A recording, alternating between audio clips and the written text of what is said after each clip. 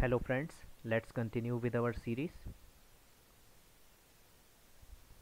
For the lecture number 7, we will be learning about probability and statistics basics. Alright, let's begin. Probability. Probability is a measuring uncertainty or the measurement of uncertainty. In this, probability quantifies how likely an event is to occur.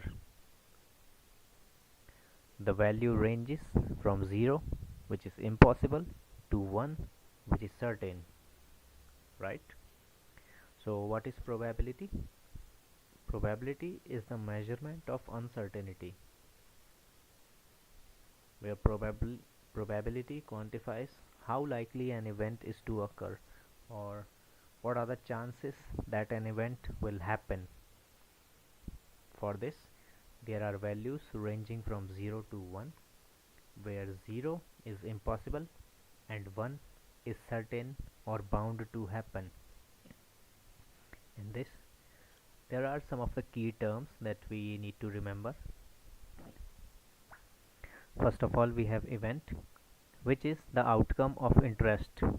For example, getting heads in a coin toss, right? Next, we have independent events. In this, one event does not affect the another, right? The outcome of a second event is not related in any way to the first event, right? They are independent to each other. They do not depend on each other to get the values. Then we have the conditional probability. It is the probability of A given B occurred. In machine learning, it is used in models like naive-Bayes theorem and to handle uncertainty in predictions, right? So conditional probability is a probability that is based upon the conditions of a different element, right? So probability of an event A happening provided event B happens. That is what a conditional probability is. It is used in models like naive-Bayes theorem and similar other theorems. Let's move on to the next one. Here we have descriptive statistics, which is summarizing the data. Let's know more about it. It helps us understand data before modeling, right? It gives us a detailed idea about the model and the statistics before we actually go on to the implementation part, right? Before we actually implement it. There are some measures of central tendency, and these are mean, which is the average, the median, which is the middle value, and mode, which is the most frequent value, right? Then we have measures of spread, which is variance, and standard deviation, how spread out the data is. We have range, which is the difference between min and max. And finally, we have the role in ML, the role of probability and statistics. Statistics helps in understanding distributions of features, right? It makes it easier for us to understand how the distribution of various features work. Then, detecting outliers and anomalies.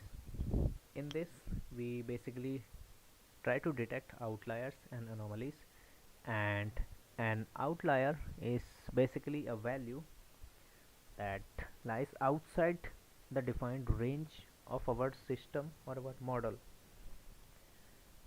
So for example, if there are a lot of cities that are in India and are able to cultivate cabbage in the farming, right?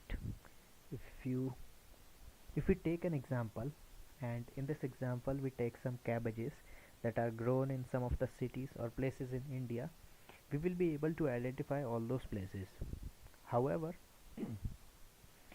if a same place exists in which we are able to find our crop in a different place, let's just say London, we will be getting an idea that that place lies outside of our standard region but is also a part of our data set. This is what this is what an outlier is, right? It lies outside of our range. And finally, anomalies. Anomalies are just abnormalities or unusual things, right? The things that are not supposed to happen. Finally, we have feature scaling and normalization. In this, we scale up the features of our model, and in the normalization, we basically normalize the layers of our model, making it easier and simple to predict the outcome while reducing the features that are not needed. Building probabilistic models, example, the Gaussian naive Bayes theorem. Probability underpins model confidence and risk assessment. So basically it is also used to build probabilistic models like Gaussian naive Bayes theorem, and it also the probability also underpins model confidence and risk assessment, right?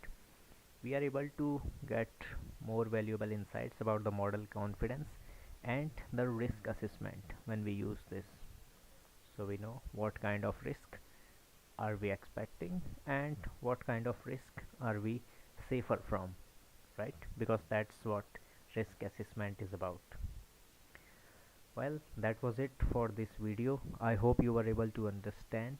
Thank you for watching.